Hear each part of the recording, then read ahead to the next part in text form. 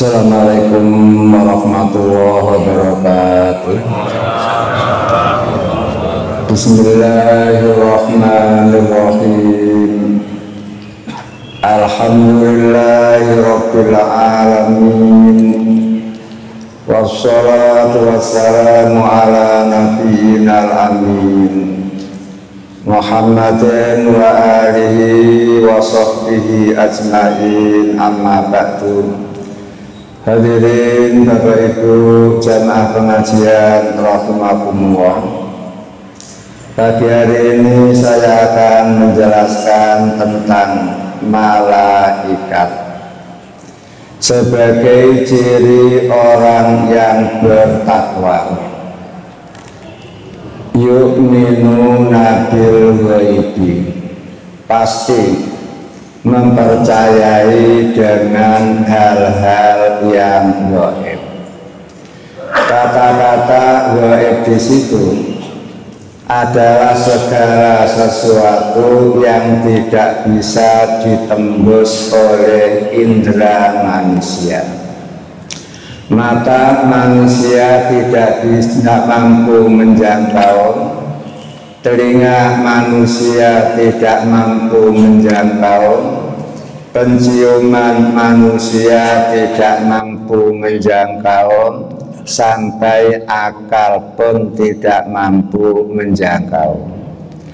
Bisanya hanya karena bocoran halus dari Allah, bocoran halus dari Nabi Muhammad. Kemudian barang gaib itu meliputi tiga.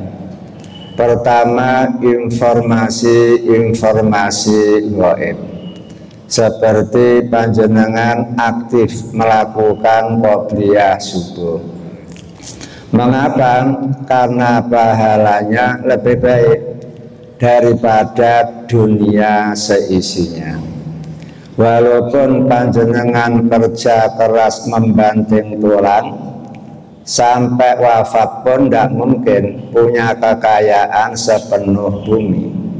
Cukup dengan qobliyah subuh sekali saja, panjenengan dapat nilai pahala yang lebih baik daripada dunia seisinya. Itu namanya informasi gaib. Sholat subuh berjamaah di masjid, di samping melaksanakan perintah Allah, juga memperoleh nilai tambah, seperti panjenengan melakukan sholat semalam penuh. Padahal negara tropis itu antara siang dan malam hampir sama, yaitu 12 jaman. Padahal ketika panjenengan sholat tarawih hanya setengah jam saja merasa lama dan pegel.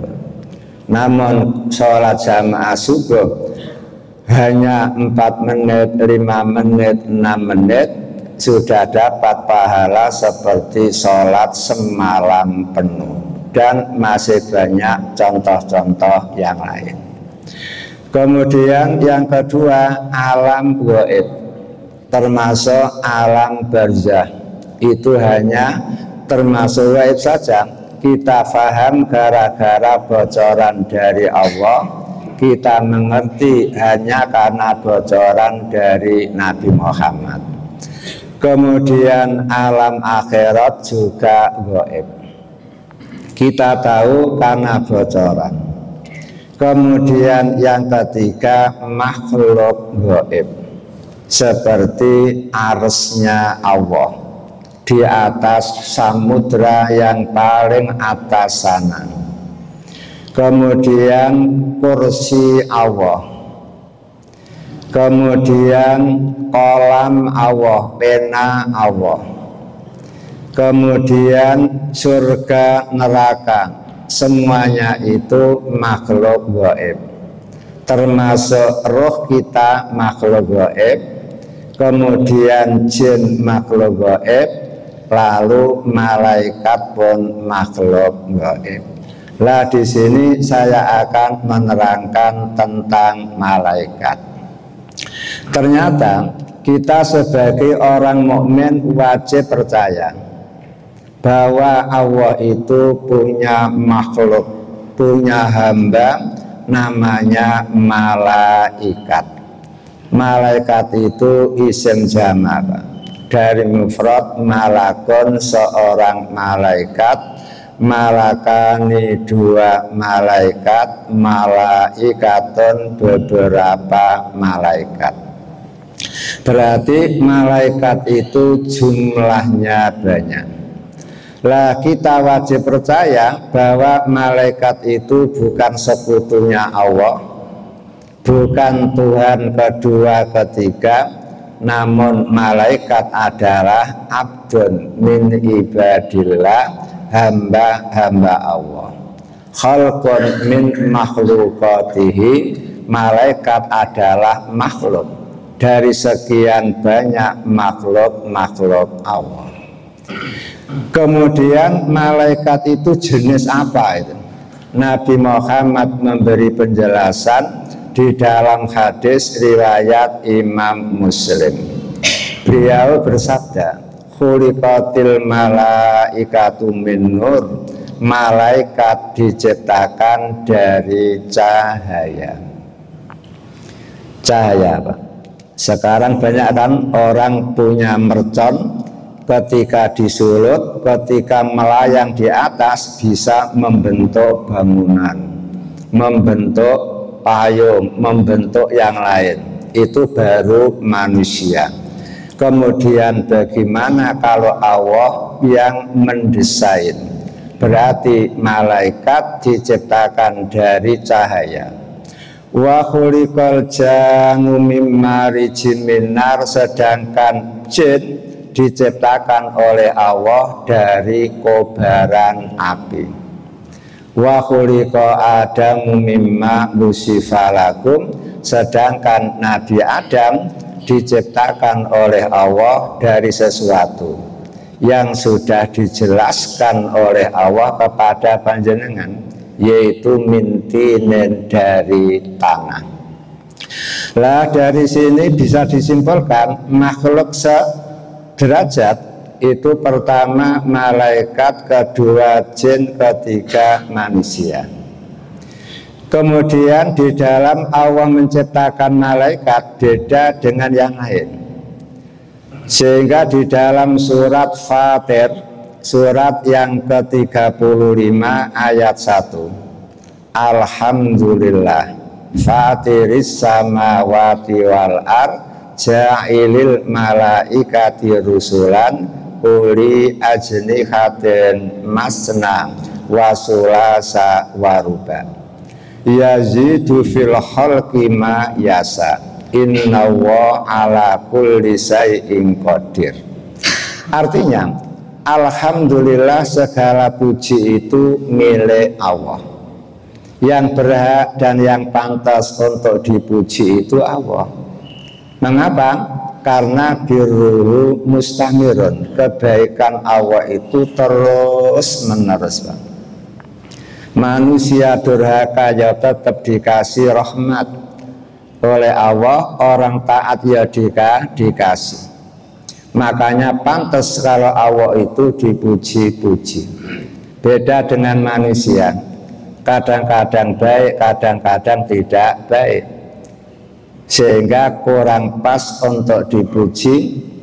Dan karena manusia tidak punya hak untuk dipuji-puji, maka kita tidak perlu cari-cari pujian, apatah lagi gila pujian. Karena orang bisa hebat itu pun karena pemberian dari Allah. Magnetisme menjadi leher beton, siapa yang memberi kekuatan? Kan Allah. Pak Habibie menjadi orang Indonesia tercerdas. Tidak perlu kita memuji-muji beliau, puji-pujilah Allah yang memberi otak yang cerdas kepada Pak Habibie. Begitu seterusnya. Kemudian fatiris samawati wal ardh, Allah itu zat yang menciptakan langit dan bumi. Padahal waktu Allah menciptakan langit itu pabrik semen Gresik belum ada, Pak. Padahal kan butuh ngecor, Pak, ya. Begesting pun tidak ada, dan tingginya seperti itu. Kemudian ja'ilil malaikati rusulan, Allah lah yang menjadikan malaikat-malaikat sebagai utusan. Ternyata uli ajnihatin, malaikat itu diciptakan oleh Allah punya sayap. Ajnihah isim jama, Pak, beberapa sayap. Janahun satu sayap, janahani dua sayap, ajnihatun beberapa sayap. Kemudian berapa yang sayap yang dimiliki malaikat? Masna, ada yang dua sayap saja. Wasulasa, ada yang tiga sayap saja. Waruba'a, dan ada yang empat saja.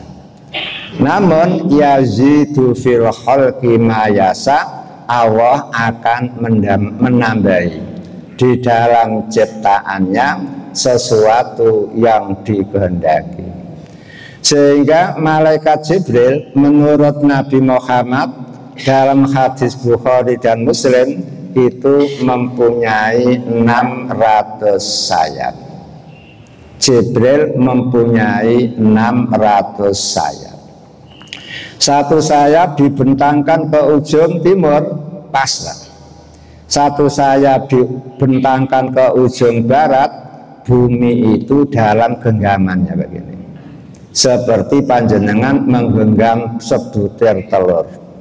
Umpama jenengan begini langsung remek, begitu pula bumi kalau digenggam, diperkes oleh malaikat Jibril lembut. Itulah kekuatan malaikat, itulah besarnya malaikat. Bahkan Imam Azuri, Pak, memberi komentar bahwa malaikat Israfil mempunyai 12.000 sayap. Padahal tugasnya itu kan hanya memegang trompet, dan trompet ditiup hanya 2 kali. Pertama, tiupan pertama untuk menghancurkan dunia seisinya dan mematikan orang-orang yang masih hidup. Kemudian setelah 40, trompet yang kedua baru ditiup. Hanya itu, hanya 2 kali tiupan, ternyata diberi oleh Allah sayap 12.000. Lah, informasi semacam ini wajiblah untuk kita imani, karena ini bocoran dari Allah, bocoran dari Rasulullah. Kemudian poin yang kedua, nu'minu bi'annahum ibadun mukramun. Kita pun wajib percaya bahwa malaikat adalah hamba-hamba mulia, hamba-hamba terhormat. Mengapa terhormat? Lito'atihim, karena ketaatannya. Ketaatan malaikat itulah yang membuat mereka menjadi makhluk-makhluk yang terhormat. Sebagai bukti, dalam surat At-Tahrim, surat yang ke-66 ayat 6, Allah mengatakan la ya'sunallah ma amarohum. Malaikat itu tidak pernah durhaka kepada Allah terhadap apapun yang diperintahkan. Wa yaf'aluna ma yu'marun, dan selalu siap melakukan apapun yang diperintahkan. Itu, Pak, hebatnya malaikat. Beda dengan manusia. Ada istilah sami'na wa asoina. Kami dengar namun kami durhakai. Ada lagi sami'na wa ana lisa. Kami dengarkan namun saya pikir-pikir dulu, gitu. Begitu.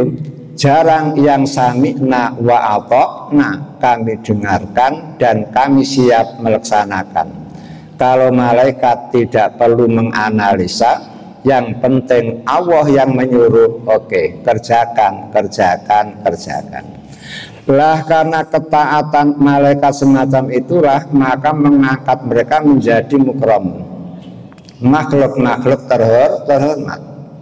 Makanya coba jenengan ingat-ingat, jenengan hidup di dunia ini sudah ada yang sudah 60 tahun, ada yang 70 tahun. Pertanyaan saya, pernahkah panjenengan mendengar kabar, mendengar berita TV atau majalah atau koran yang menerangkan Mikael ditangkap KPK? Pernah Pak? Tak pernah Pak ya? Padahal Mikael kan yang bagian bagi-bagi rezeki Pak, bagi-bagi bansos. Kemudian jenengan pernah tidak mendengarkan berita atau membaca koran yang menerangkan Rokib dan Atid ditangkap oleh Bareskrim karena melakukan pelecehan seksual. Lah karena Rokib Atid kan terus Pak mengawasi kita, mencatat kita. Ya kalau jenengan laki-laki umpama mandi, mungkin Rokib Atid tidak tertarik. Bagaimana kalau yang mandi itu perempuan? Lebih-lebih yang cantik-cantik itu. Kira-kira piye Pak? Nyatanya tidak ada satu perempuan yang diganggu, dijahili oleh Rokib, dijahili oleh Atid. Ini menunjukkan betapa tingginya ketaatan malaikat tersebut. Sehingga pantas kalau dijuluki kiraman katibin, malaikat adalah makhluk-makhluk yang sangat mulia, sangat hebat. Kemudian di ayat tadi mengatakan la ya'sunallah ma'amarahum, malaikat itu tidak pernah mendurhakai perintah-perintah Allah. Pertanyaannya lalu ya'muruhum, apa yang Allah perintahkan kepada mereka? Ternyata yang diperintahkan Allah itu banyak. Kalau Jibril perintahnya adalah al-iha'u, menyampaikan wahyu. Mulai dari Nabi Adam sampai Nabi Muhammad yang menyampaikan berita Allah kepada para nabi, ya Jibril itu. Kemudian Mikael perintahnya yang bagi-bagi rezeki, ngatur hujan dan seterusnya. Kemudian yang paling ditakuti oleh manusia itu 3 malaikat. Pertama malakul maut, malaikat kematian, karena terlalu disiplin Pak. Kalau waktunya ya sudah, sehingga di dalam surat Al-An'am surat yang ke-6 ayat 61 Allah mengatakan hatta idza jaa ahadakumul maut tawaffathu rusuluna wa hum la yufarritun. Kapanpun manusia sudah habis umurnya, maka malaikat kematian pasti datang. 1 menit 1 detik pun tidak pernah terlambat. Inilah kehebatan malaikat. Beda dengan manusia. Diundang jam 6, datang jam 7. Dan terlambatnya itu macam-macam. Ada yang disengaja, kemudian ada pula karena di luar dugaan, karena ada yang macet, ada yang lain. Namun kalau malaikat tidak ada istilah macet, istilah apa lagi Pak? Yang lain, sehingga terlambat datang. Kalau terlambat datang, resiko untuk para malaikat. Kemudian diteruskan, ada lagi yang kedua Pak, yang ditakutkan oleh manusia adalah munkar dan nakir. Karena dia ini dosen penguji Pak. Yang diuji profesor, doktor, dan seterusnya Pak. Semuanya akan diuji oleh malaikat munkar dan nakir. Ya kalau waktu menguji itu wajahnya seperti cahaya, berarti menyenangkan. Namun kadang-kadang munkar dan nakir itu Pak aswad, wajahnya menghitam, ajrab, biru. Berarti apa? Biru dongker. yang betul-betul mengerikan. Sehingga orang kalau tidak kenal Allah maka repot menghadapi malaikat mungkar nakir. Kalau orang tidak kenal terhadap Nabi Muhammad susah menghadapi mungkar nakir. Orang kalau tidak kenal Islam maka susah menghadapi malaikat mungkar dan nakir. Sehingga setiap ditanya dia hanya megap. Padahal dia pun sudah biasa mendengarkan azan karena berdekatan dengan masjid. Dia pun sudah biasa melihat orang-orang beribadah, namun dia tidak tertarik sama sekali. Itu resikonya. Kemudian malaikat yang ketiga, Pak, malaikat Malik itu yang paling menakutkan itu. Dan yang paling menyenangkan malaikat Ridwan. Namun sayang, ketika ketemu malaikat Ridwan harus melalui tobakon antobak, marhalatan ba'da marhalah. Karena harus melalui hisab dulu, melalui yaumul qisas, hari pembalasan yang setimpal. Setelah itu baru yaumul mizan, hari penimbangan amal.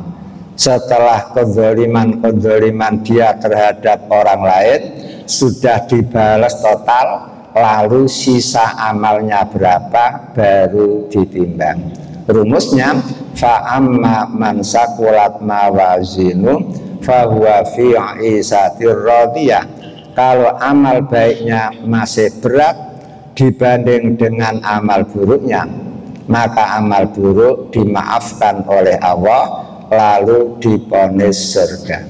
Surga adalah isatin radiyah, kehidupan yang menyenangkan. Maka panjenengan perlu mencari amalan-amalan yang berbobot agar setiap ditimbang selalu berat kebaikannya, ringan perbuatan buruknya.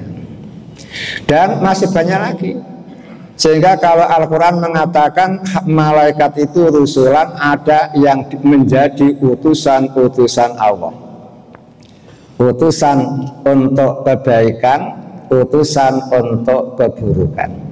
Kalau zaman kaum Nabi Lot, Allah mengutus beberapa malaikatnya rusulan sebagai utusan. Untuk apa? Menjungkir balikkan negeri Sodom, menjungkir balikkan negeri Gomorrah. Karena mereka betul-betul melakukan tindak kejahatan yang tidak pernah terjadi sejak zaman Nabi Adam. Berarti homoseks dan lesbian itu awal mulanya dari kaum Nabi Lot.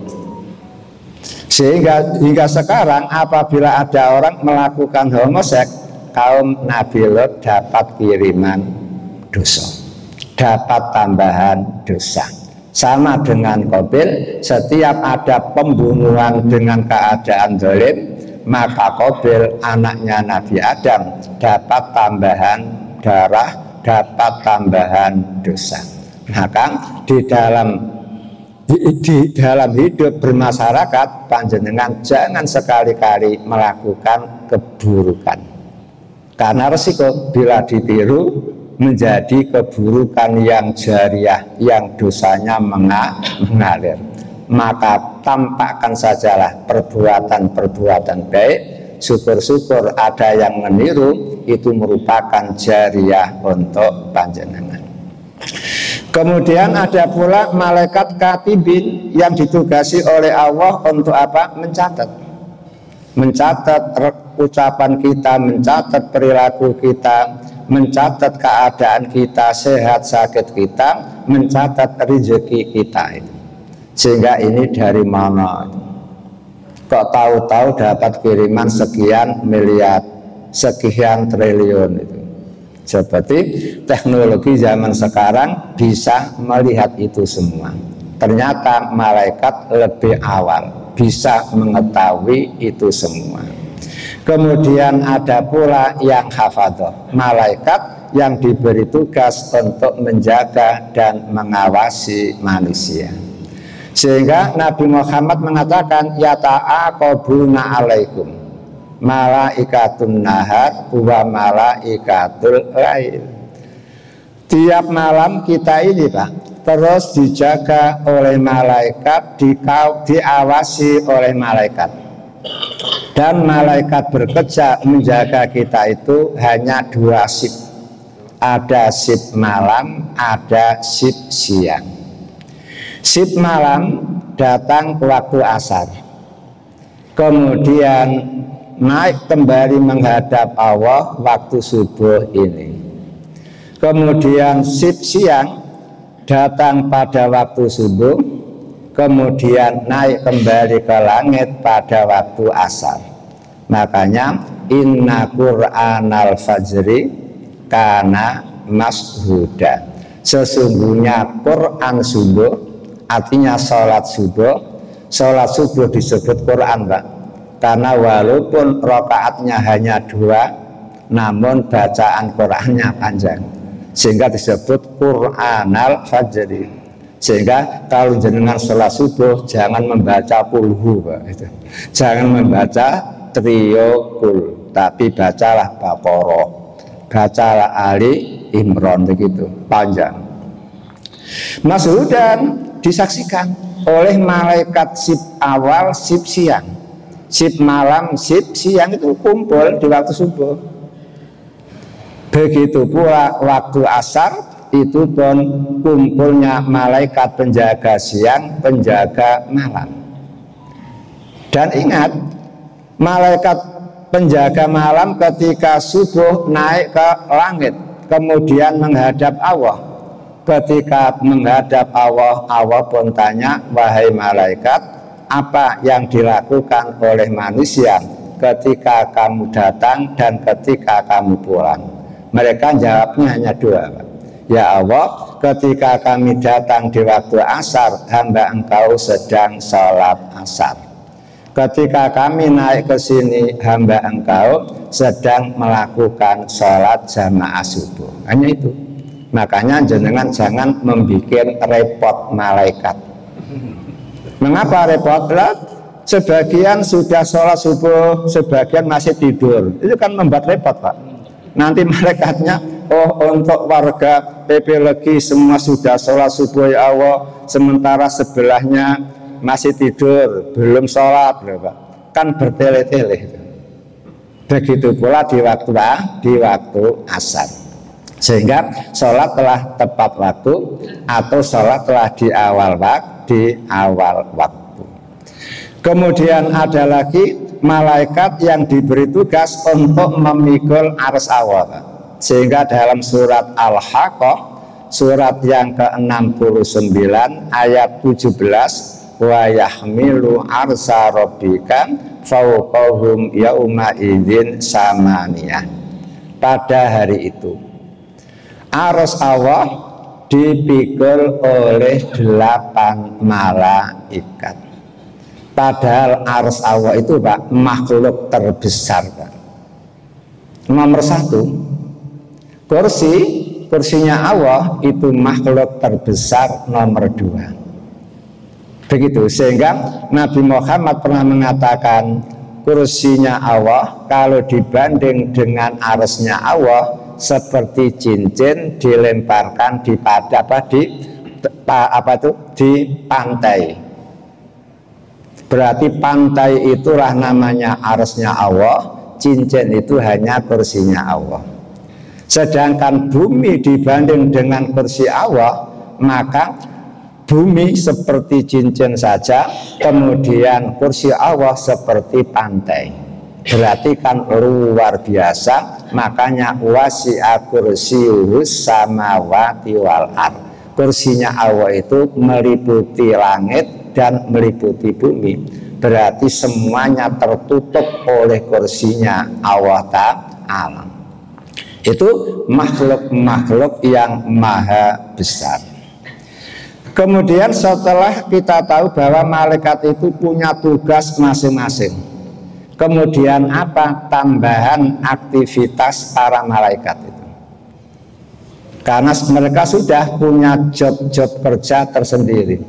Kalau panjenengan sebagai kepala kantor sudah tahu kan, kalau yang bagian ini yang ngurusi, kalau ini yang ngurusi. Lah Allah pun mengatur malaikat dengan pekerjaan sendiri-sendiri, namun di samping pekerjaan sendiri-sendiri yang ditetapkan oleh Allah itu ada kesibukan lain. Kemudian apa kesibukan itu? Bertasbih dan bertahmid. Jadi malaikat itu selalu bertasbih, selalu bertahmid. Sehingga di dalam surat Al-Anbiya, surat yang ke-21 ayat 20, Al-Quran mengatakan yusabbihunal laila wan nahar la yaftur.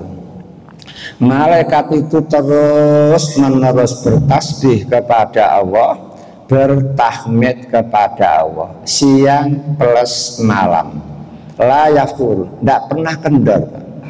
Beda dengan jenengan ngaji baru dapat 2 juz wis pegel. Kayak pegel Pak. Kadang-kadang punggungnya yang pegel, kadang-kadang mulutnya yang pegel. Itu kita. Malaikat tidak pernah ada rasa pegel. Sehingga siang malam selalu tasbih, siang malam selalu bertahmid. Sehingga layakulun, malaikat tidak pernah makan Pak. Walayasrobun, dan tidak pernah ngopi di kafe-kafe, itu tidak pernah Pak. Hebatnya malaikat. Walayanamun, malaikat tidak ada yang tidur. Kalau tidur repot Pak, disuruh merekam ucapan manusia, mencatat perilaku manusia, kok tidur berarti manusianya merdeka gitu. Tidak ada yang mengawasi. Sehingga la yanamun, malaikat itu tidak tidur. Wala yatazawwajun, dan malaikat itu tidak berjodoh, tidak kawin. Memang dia didesain oleh Allah bukan laki-laki, juga bukan perempuan. Namun kalau jenengan mengatakan malaikat itu perempuan, tidak boleh. Itu kepercayaan orang kafir jahiliyah, orang kafir Mekah jahiliyah. Mereka menyembah malaikat. Mereka menuduh malaikat itu anak perempuannya Allah. Mengapa mereka mengatakan malaikat anak perempuannya Allah? Karena mereka menuduh Allah itu jatuh cinta dengan cewek dari bangsa jin. Lalu terjadilah perkawinan Allah dengan cewek dari jin itu, lalu lahirlah anak-anak perempuan yang berwujud malaikat. Dan aneh Pak, mereka kalau punya anak perempuan dibunuh hidup-hidup, dikubur hidup-hidup, namun malah menuduh Allah punya anak perempuan. Itu kan luar biasa. Begitu. Jadi malaikat tidak kawin. Setelah panjenengan tahu bahwa malaikat itu punya kesibukan selalu bertasbih kepada Allah, kemudian selalu bertahmid kepada Allah, lah kok malaikat juga Pak sangat baik terhadap orang-orang beriman. Saking baiknya malaikat itu, yastaghfiruna lilladzina amanu, malaikat selalu beristighfar, memintakan ampun kepada Allah untuk orang-orang yang beriman. Sehingga panjenengan duduk manis sudah dapat istighfaran dari malaikat, didoakan pengampunan oleh malaikat. Itu enaknya kita Pak. Namun panjenengan tidak pernah berterima kasih kepada malaikat, pernah. Nah itu, padahal mereka selalu beristighfar, memintakan ampun kepada Allah buat panjenengan. Hal ini dicantum dalam surat Ghafir, surat yang ke-40 ayat 7. Alladzina yahmiluna al-arsha wa man hawlahu yusabbihuna bihamdi rabbihim wa yu'minuna bihi wa yastaghfiruna lilladzina amanu. Para malaikat yang memikul arsy dan malaikat-malaikat yang ada di sekitar arsy selalu bertasbih, bertahmid, dan mereka betul-betul beriman kepada Allah, dan mereka selalu memintakan ampun buat orang-orang mukmin, buat orang-orang yang beriman. Itulah kelebihan malaikat. Malaikat tidak punya dosa, namun peduli terhadap kita, sehingga kita selalu dimintakan ampun. Namun ada orang mukmin khusus, Pak, yang dapat tambahan doa dari malaikat. Dan orang mukmin khusus ini perlu jenengan ketahui agar panjenengan bisa masuk dalam kelompok orang-orang mukmin khusus yang dapat tambahan doa dari malaikat. Pertama, hadis riwayat Imam Tirmidzi, Nabi Muhammad mengatakan, inna shaima tusolli alaihil malaika idza ukila indahu hatta yafruhu. Sesungguhnya orang yang berpuasa selalu didoakan sholawat oleh malaikat apabila ada orang makan di sampingnya. Artinya, kalau panjenengan sedang puasa, lalu ada orang di depan panjenengan atau di belakang panjenengan, di samping kanan panjenengan atau di samping kiri panjenengan, enak-enak makan, enak-enak minum, sementara panjenengan sedang berpuasa, gara-gara itu panjenengan dapat bonus, didoakan oleh malaikat. Apa doanya? Dua, Allahumma gfirlahu, ya Allah ampunilah orang-orang yang sedang berpuasa ini. Warhamhu, ya Allah rahmatilah orang-orang yang sedang berpuasa ini. Berapa kali? Hatta yafrugu, sampai orang tadi selesai makan, Pak. Kalau orang yang ada di sampingnya tadi selesai makan, baru malaikat berhenti dari mendoakan. Berarti kalau makannya 1 jam, panjenengan yang berpuasa yang ada di sampingnya dapat bonus doa malaikat 1 jam. Ya Allah ampunilah dia, ya Allah rahmatilah dia. Malaikat makhluk yang suci, Pak, ya, dekat dengan Allah. Kira-kira permohonannya dikabulkan, diijabahi. Ini sangat menguntungkan. Makanya panjenengan besok ketika mendekati Ramadan tidak perlu repot-repot membuat spanduk lalu ditulisi hormatilah saya yang sedang berpuasa. Tidak perlu. Karena apa? Ibadah kok minta dihormati. Jenengan sholat rutin saja tidak pernah minta dihormati. Panjenengan haji, panjenengan umroh tidak pernah minta dihormati. Ngapain? Puasa saja minta dihormati. Mungkin panjenengan ngomong, Pak, bagaimana kalau siang hari saya lapar, haus, tahu-tahu di sebelah depan saya ada orang sedang minum es degan. Itu kan menyinggung perasaan. Jawab saya, tidak perlu menyinggung, tidak perlu singgung. Yang perlu diingat apa? Alhamdulillah, gara-gara ada orang makan, saya dapat bonus dari malaikat, yaitu didoakan. Makanya gara-gara hadis ini perlu ibu-ibu di waktu Ramadan sedang menstruasi, suami poso, membaca Quran di rumah, silakan. Istri ambil nasi 1 piring bek, sate 50 sunduk, lalu duduk di samping suami, makan kelenyat begitu. Suaminya ngaji sudah dapat pahala karena istrinya makan di sampingnya. Suami dapat bonus, yaitu doa dari malaikat. Semakin lama dia makan, semakin lama pula malaikat mendoakan suami. Ini kan sangat menguntungkan. Orang berbisnis, Pak, mesti senang seperti ini, Pak, ya. Karena jiwa bisnisman itu. Kemudian yang kedua, Pak, yang dapat tambahan khusus doa dari malaikat adalah ini. mu'allimin nas al khaira, guru-guru yang mengajarkan kebaikan kepada muridnya, kepada teman-temannya. Sehingga di dalam sebuah hadis riwayat Imam Tirmidzi, Nabi Muhammad mengatakan innallaha wa malaikatahu wa ahlas samawati wal ard hatta namlata fi juhriha wa hatta al-huta la yusalluna ala muallimin nas al khair.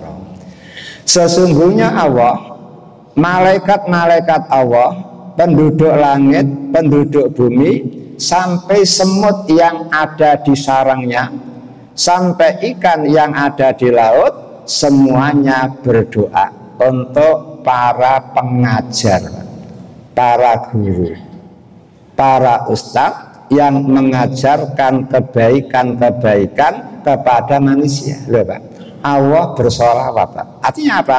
Allah merahmati dia, Allah menyebut-nyebut dia, Allah menyanjung-nyanjung dia. Wa malaikat tahu, malaikat pun bersolawat kepada dia. Artinya apa? Malaikat berdoa kepada Allah agar orang tersebut tetap dirahmati oleh Allah, tetap namanya disebut-sebut oleh Allah, tetap dipuji-puji oleh Allah. Begitu pula penduduk langit, penduduk bumi, sampai semut yang ada di sarangnya, Pak, ya berdoa kepada Allah, ya Allah tolong guru-guru itu panjenengan rahmati, tolong guru-guru itu panjenengan sebut-sebut namanya, tolong guru-guru itu panjenengan puji-puji. Begitu, Pak. Sampai ikan yang ada di laut pun sama. Kira-kira berapa jumlahnya, Pak?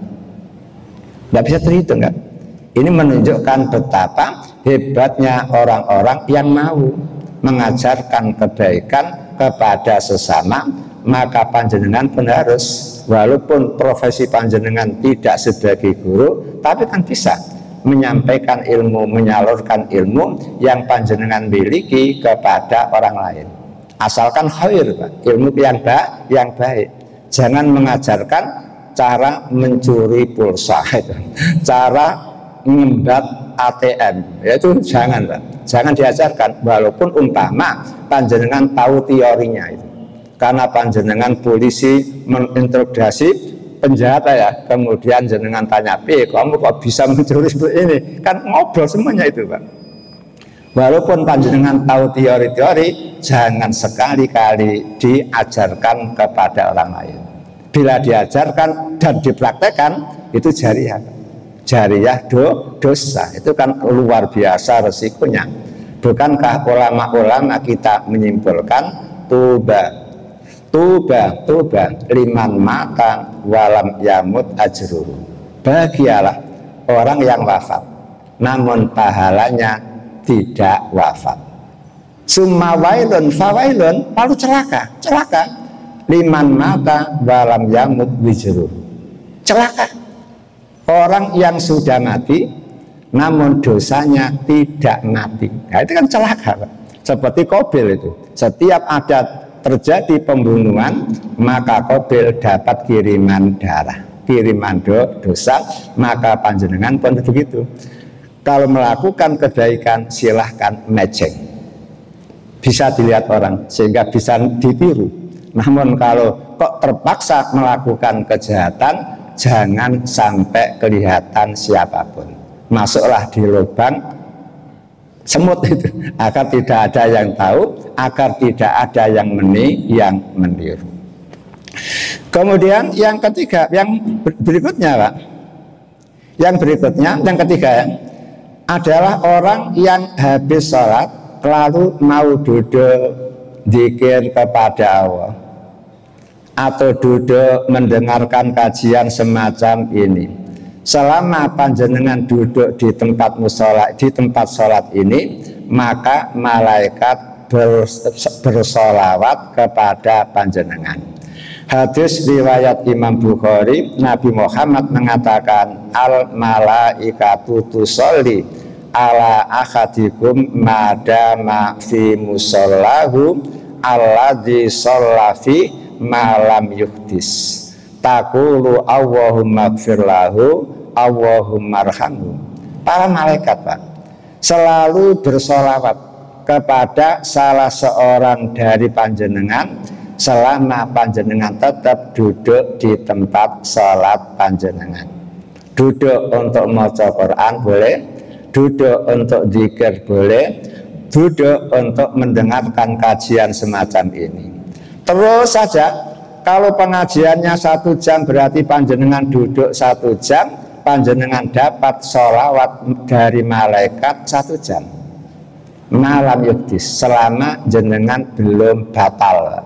Kalau sedang ngentut, sudah malaikatnya diem, tidak lagi mendoakan panjenengan. Makanya sebelum hadir ke masjid usahakan BAB dulu, sehingga tidak ada gangguan. Akhirnya 1 jam dapat bonus dari malaikat, yaitu Allahumma gfir lahu. Ya Allah, ampunilah orang-orang yang tetap tinggal di masjid. Allahumma arhamhu, ya Allah, rahmatilah orang-orang yang tetap tinggal di masjid. Itu bonus, Pak, untuk orang-orang khusus. Kemudian ada lagi yang ketiga, Pak, munfikon, orang yang suka berinfak di pagi hari, Pak. Itu pun dapat doa dari malaikat. Sehingga di dalam sebuah hadis riwayat Imam Bukhari dan Muslim, Nabi Muhammad mengatakan, ma min yaumin yusbihu fihi al-ibad illa malakani yanjilani fayaqulu ahaduma Allahumma a'ti mumsikan kholafan wa yaqulul akhar Allahumma a'ti mumsikan talafan. Artinya, tiap subuh ada 2 malaikat turun ke bumi. Tugasnya hanya satu, mendoakan baik kepada orang yang berinfak di pagi hari itu, mendoakan jelek bagi orang yang bakhil di pagi hari itu. Sehingga apabila ada orang pagi-pagi berinfak, maka malaikat yang satu berdoa, Allahumma a'ti munfikon kholafan. Ya Allah, berilah ganti orang yang berinfak ini. Ya Allah, berilah ganti orang yang berinfak ini. Itu, Pak, doa yang baik untuk yang berinfak. Namun apabila ada orang di pagi hari tidur saja, istri tidak dikasih nafkah, anak tidak dikasih sangu, uang saku, tonggo pun yang fakir miskin tidak disantuni, maka malaikat mengatakan Allahumma ati mumsikan talafan. Ya Allah, berilah kebangkrutan orang yang medit ini, berilah kebinasaan orang yang bakhil ini. Ya sudah, karena doa malaikat mustajab, truk pabriknya mogok, sehingga masalah terus, Pak. Karyawannya demo, sehingga produksinya macet. Itu juga diantara itu, Pak, diantara doa dari malaikat. Makanya panjenengan perlu berpikir ulang. Panjenengan kalau memberi nafkah kepada istri itu sebulan sekali atau tiap hari, Pak? Penting, Pak, itu.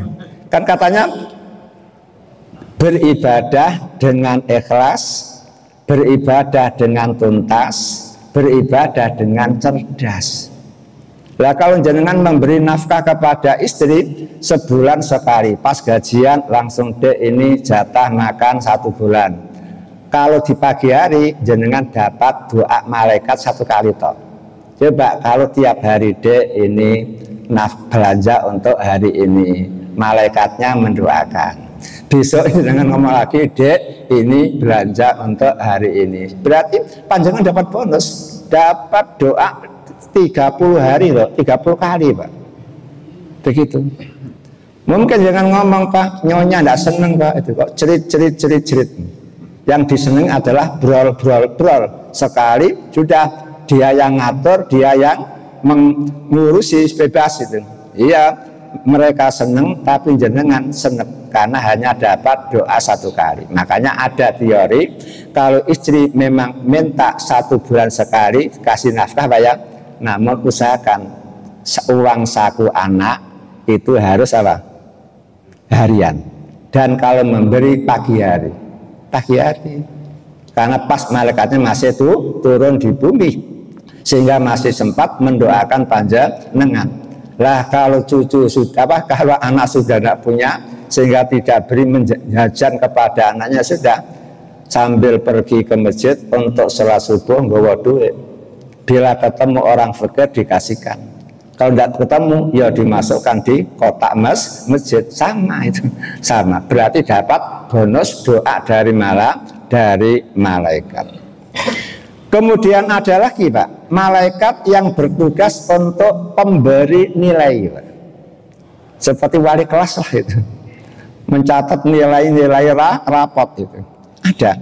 Sehingga di dalam hadis riwayat Imam Tabrani Pak, Nabi Muhammad mengatakan ketika orang melaksanakan ibadah haji, ketika orang melaksanakan ibadah umroh, begitu sampai di mikot ya, tempat mulai niat haji atau tempat mulai niat umroh, begitu jamaah ngomong labbaik hajan, ya Allah aku datang memenuhi panggilan engkau berupa haji, malaikat-malaikat di langit Pak langsung ngomong labbaika wa sa'daika, betul Anda memenuhi panggilan Allah berupa haji, wa sa'daika Anda akan memperoleh kebahagiaan dari Allah. Mengapa?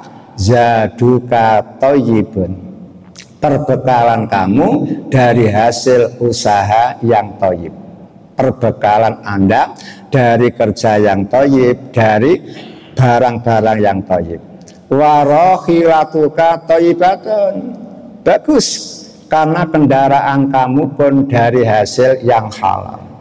Wa hajjuka mabrur ghairu ma'zur, maka haji engkau adalah mabrur, bukan haji yang tertolak. Itu tugasnya Pak, menilai. Begitu lagi ada orang ngomong labbaik hajan, ya Allah saya datang kemari untuk memenuhi panggilan engkau berupa haji. Lah kok gemuruhlah malaikat la labbaika wala sa'daika, kamu tidak memenuhi panggilan Allah berupa haji, wala sa'daika, dan kamu tidak akan memperoleh kebahagiaan dari Allah.